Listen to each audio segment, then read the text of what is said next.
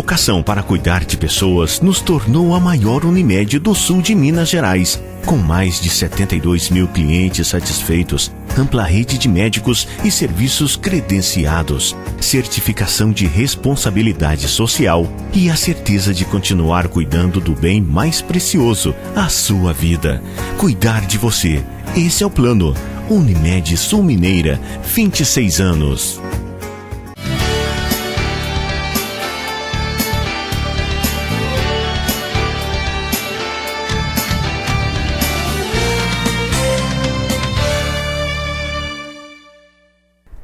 Olá, estamos de volta com a TV Unimed. Hoje nós estamos recebendo aqui no nosso estúdio a médica geriatra formada pela Universidade Federal do Espírito Santo, a UFES, especialidade em clínica médica pela UERJ, especialidade em geriatria na PUC do Rio Grande do Sul, título de especialista em geriatria pela Sociedade Brasileira de Geriatria e Gerontologia. Eu falei certo, doutora? Sim, correto. O que seria isso? Muito boa noite, seja bem-vinda. Então, a Sociedade Brasileira de Geriatria e Gerontologia reúne profissionais que mexem, com a geriatria, que seria a especialidade médica que atende pacientes idosos, e a gerontologia, que são profissionais de todas as áreas, de todas as ciências e conhecimentos que estudam o envelhecimento.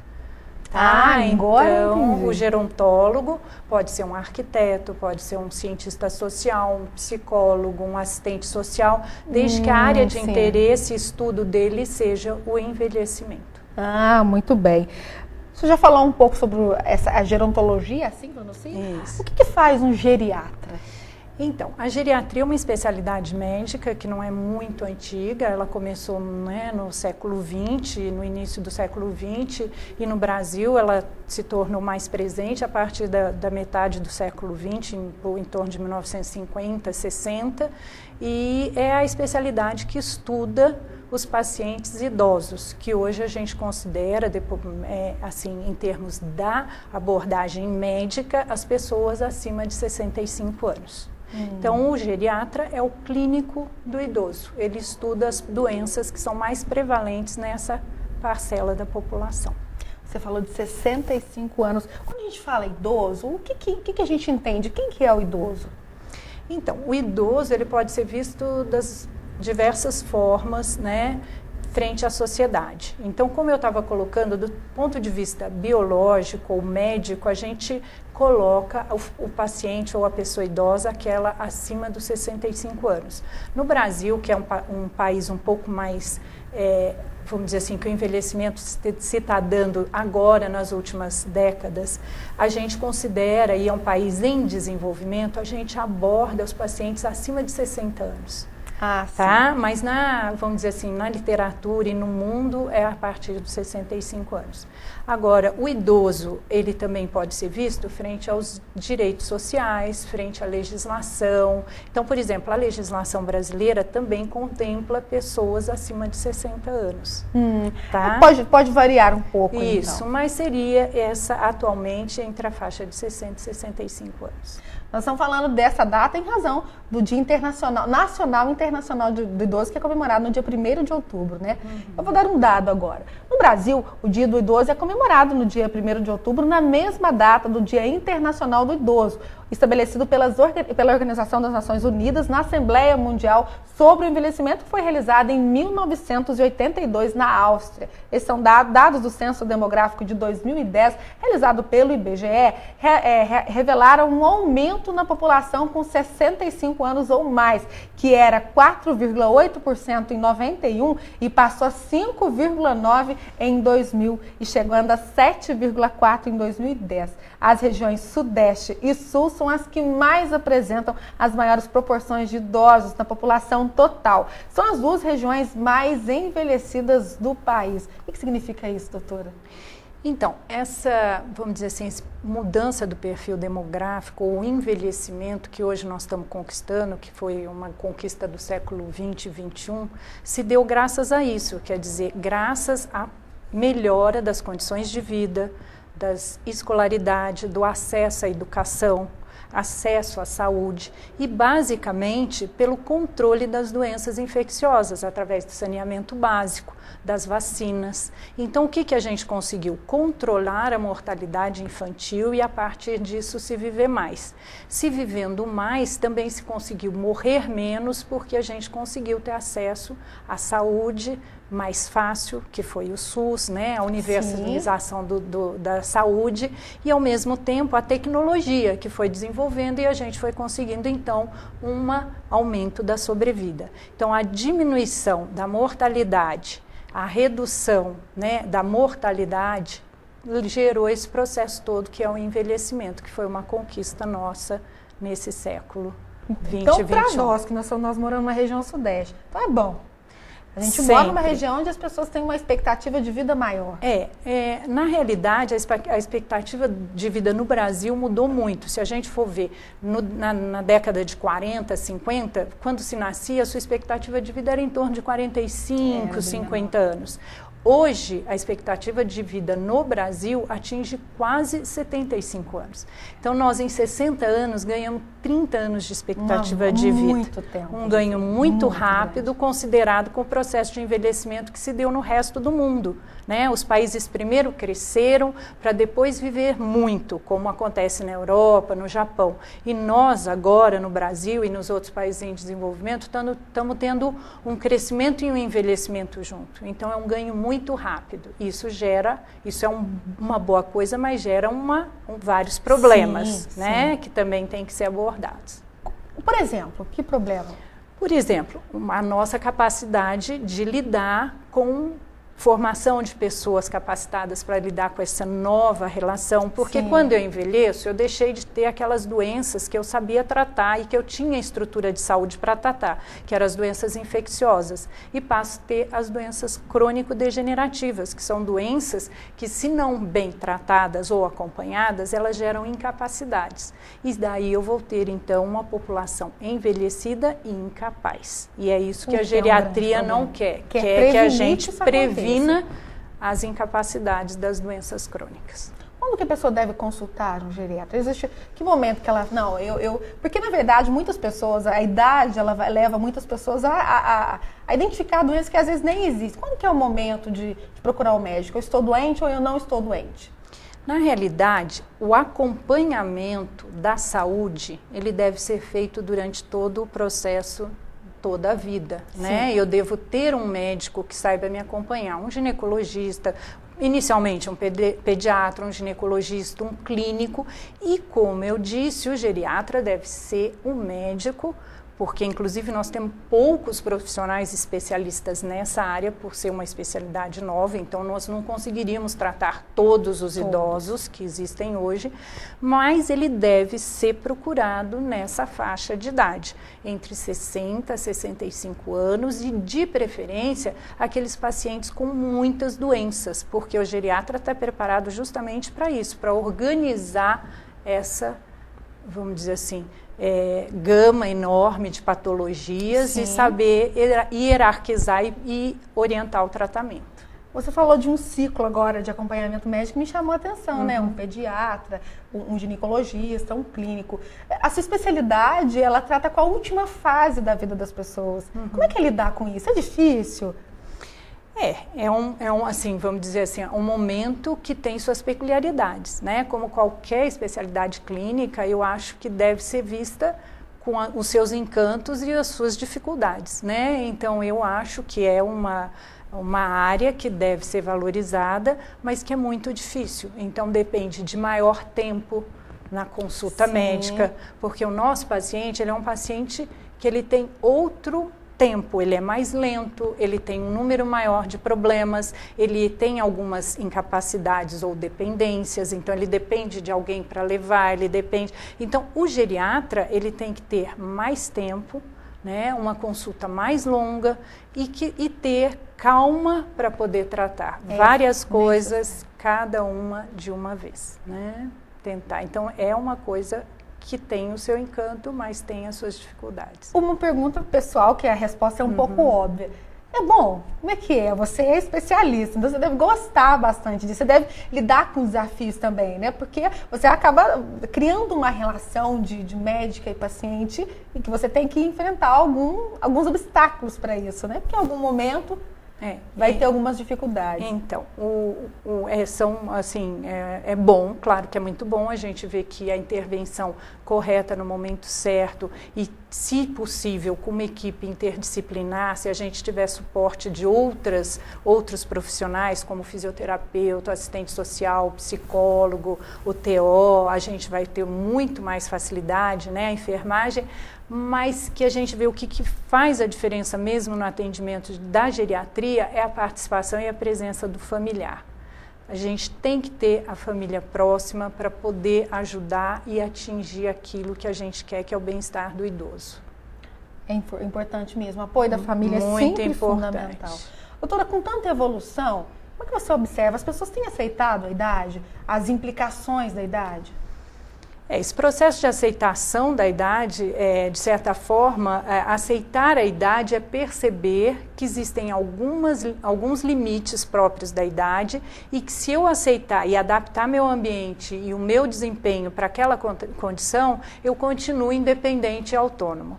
Então, muitas vezes o que a gente percebe no idoso é essa dificuldade de perceber esse momento e o que ele é capaz e o que ele pode precisar ou não de um auxílio. Então é uma fase que muitas vezes a gente tem que perceber que eu vou deixar de ajudar ou fazer e precisar do outro. Então esse momento é um momento difícil de aceitar, é delicado. As limitações.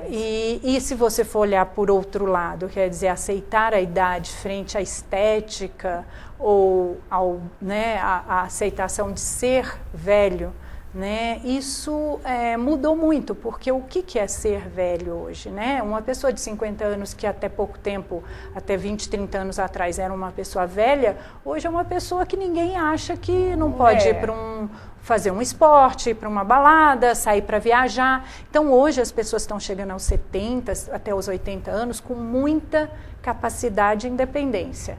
E antes a gente tinha o velho, era o incapaz. Então, por isso que o velho não é mais velho. O velho é o de 90. Você perguntar, as pessoas falam assim, elas vão lá no consultório com 80 anos e falam assim, bom, quando eu ficar velho, não é? Acredito em muito então, tempo de vida. O velho, para nós, é a limitação e a incapacidade. Então, se a gente conseguir envelhecer capaz, né, nós vamos ser pessoas que vamos aceitar um envelhecimento muito bom. Você acredita que hoje é uma tendência, esse envelhecer capaz? Você acredita que com tanta tecnologia, tantos recursos, vai ficar mais fácil a gente conseguir atingir os 90 anos fazendo mais coisas do que se faz hoje, por exemplo? Com certeza, com essa visão que eu te coloquei, que é o acompanhamento médico adequado, né? Eu posso ser hipertensa, viver 30, 40 anos com a minha hipertensão controlada e não ter um derrame, não ter um infarto, ou seja, não ter as lesões daquela doença. E aí eu não vou chegar aos 70, aos 80 incapaz. Eu vou chegar capaz e depois eu posso complicar de maneira aguda e não ficar dependente. Então, a visão da geriatria hoje é investir num bom acompanhamento para que a gente envelheça sem incapacidade. É o envelhecimento ativo, né? Essa é a proposta da geriatria atualmente. Envelhecer nós já conseguimos. Se está a conquista do envelhecimento, a gente já conseguiu. Agora a gente quer um envelhecimento ativo. Doutor, o papo está muito bom, a gente vai chamar um breve intervalo e nós voltamos daqui a alguns minutos.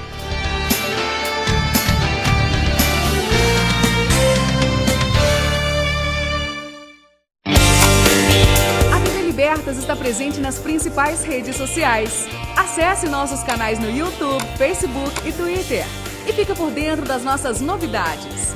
Assista ainda toda a nossa programação online de qualquer lugar do mundo. É a programação da TV Libertas com você também na internet. TV Libertas nas redes sociais. Acesse!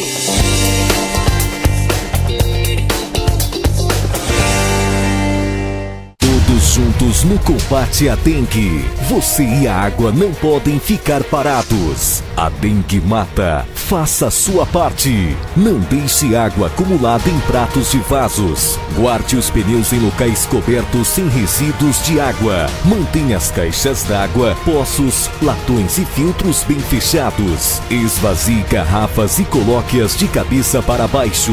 Lembre-se, qualquer recipiente ou local que acumule água pode ser criadouro do mosquito transmissor. Vamos acabar com a dengue.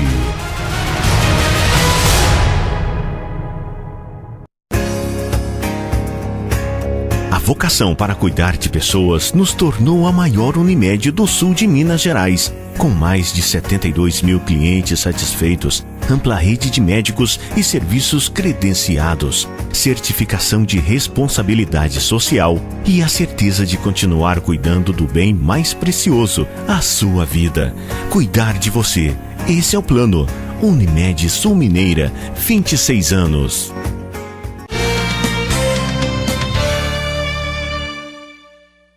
Estamos de volta e aqui no nosso estúdio estamos recebendo a geriatra a doutora Débora. Nós estamos num papo muito interessante, a gente está falando de como lidar com a idade. Nós falamos um pouco antes de sair para o intervalo sobre aceitar. Doutora, como é que a família pode ajudar essa pessoa, esse idoso, a aceitar suas limitações? Ou ele deve perceber isso, que isso está acontecendo sozinho? Vamos dizer assim, essa interação familiar e idoso é muito interessante. Porque muitas vezes o que acontece é que a própria família acha que o idoso é mais incapaz do que ele realmente é. Então ocorre uma supervalorização e até uma posição de limites que não existem e tornam esse idoso muito restrito e incapaz, quando na realidade ele pode fazer determinadas coisas. Então é sempre muito importante a presença do filho ou do familiar mais próximo com o idoso na consulta do geriatra, justamente para a gente discutir o que realmente aquele idoso pode fazer e quais são as incapacidades ou quais são as limitações que a família e o idoso devem lidar e achar soluções, sem nem ser muito permissivo, nem ser muito restritivo. A importância desse acompanhamento. Desse acompanhamento, porque muitas vezes saudável, né? Muitas vezes a família inverte o papel, quer dizer, o filho passa a ser pai do idoso. Sim. E aí ele se torna limitado porque o filho tem uma superproteção. Tem medo de deixar o idoso fazer aquilo que ele ainda é capaz. Doutora, o que você tem visto assim, de mudança? As gerações vão mudando, vai acontecendo muita coisa no sentido de modernizar. Você falou, o filho acaba se tornando pai porque ele cuida tanto que inverte os papéis. O que você tem observado nos consultórios? Então, o que a gente tem observado é justamente que, por existir cada vez mais um número maior de idosos, todas as famílias terem pessoas idosas presentes, muito próximas, está havendo uma maior relação intergeracional. E o idoso, como ele está mais capaz, ele está mais participativo. Então, eu acho que as pessoas hoje estão lidando melhor com o envelhecimento, com a pessoa idosa, né? Vendo que é importante essa troca entre as gerações, que pode se dividir as diferentes responsabilidades e papéis familiares e, com isso, criar uma situação de convivência boa. E não precisando isolar o idoso, sim, colocando ele de lado ou como incapaz e não mais parte da família ou da sociedade.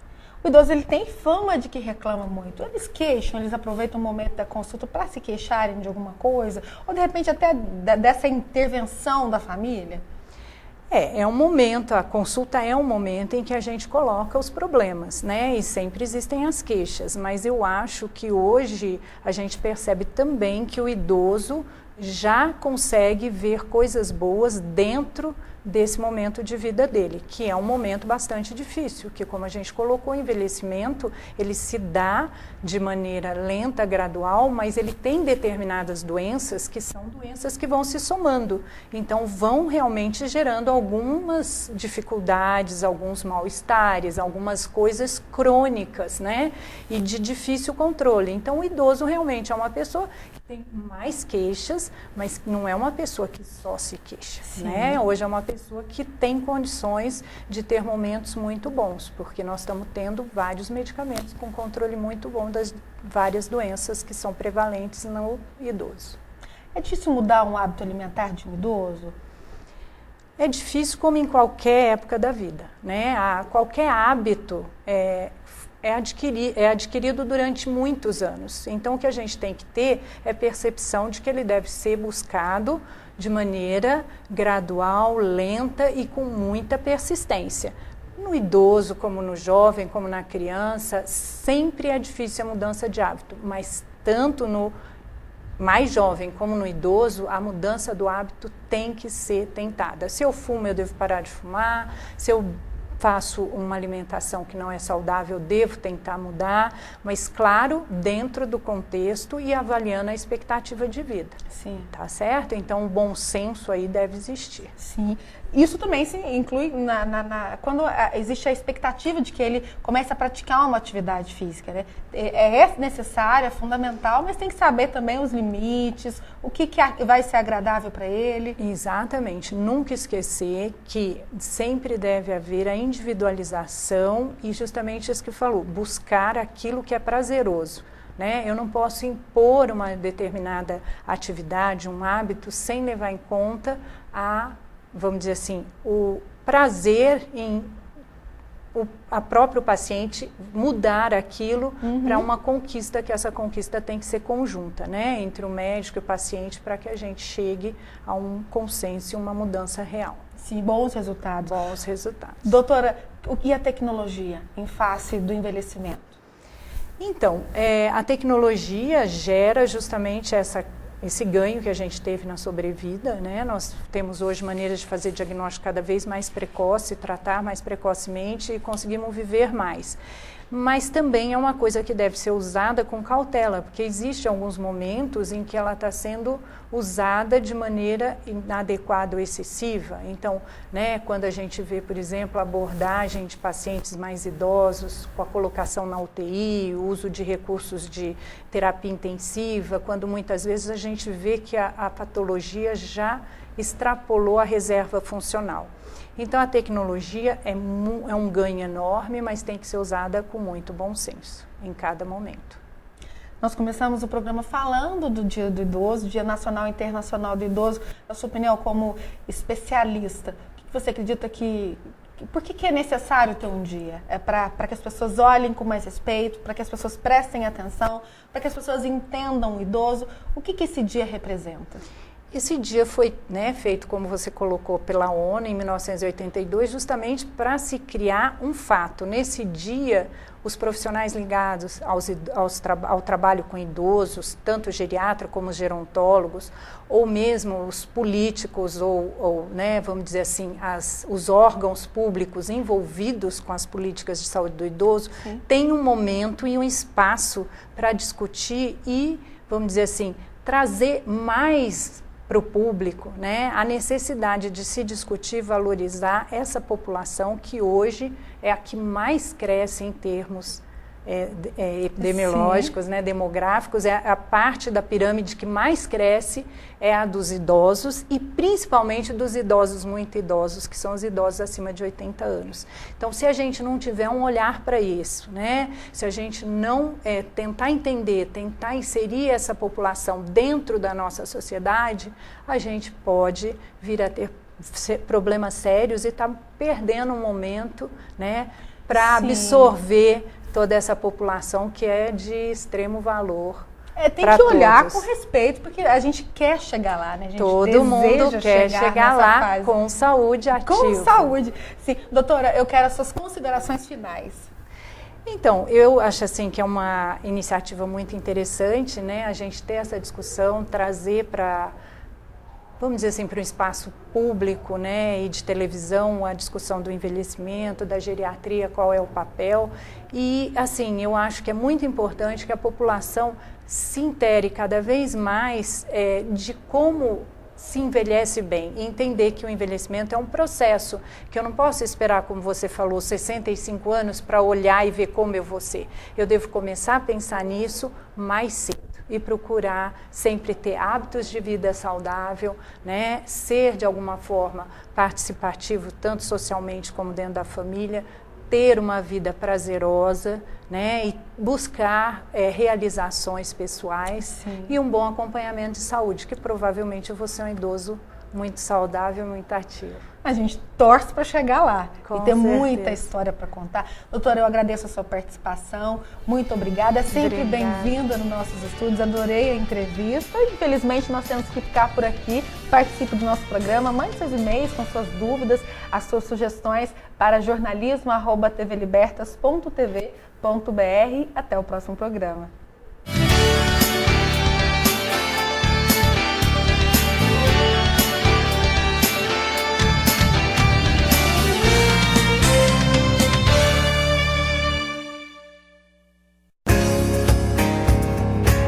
A vocação para cuidar de pessoas nos tornou a maior Unimed do sul de Minas Gerais. Com mais de 72 mil clientes satisfeitos, ampla rede de médicos e serviços credenciados, certificação de responsabilidade social e a certeza de continuar cuidando do bem mais precioso, a sua vida. Cuidar de você. Esse é o plano. Unimed Sul Mineira, 26 anos.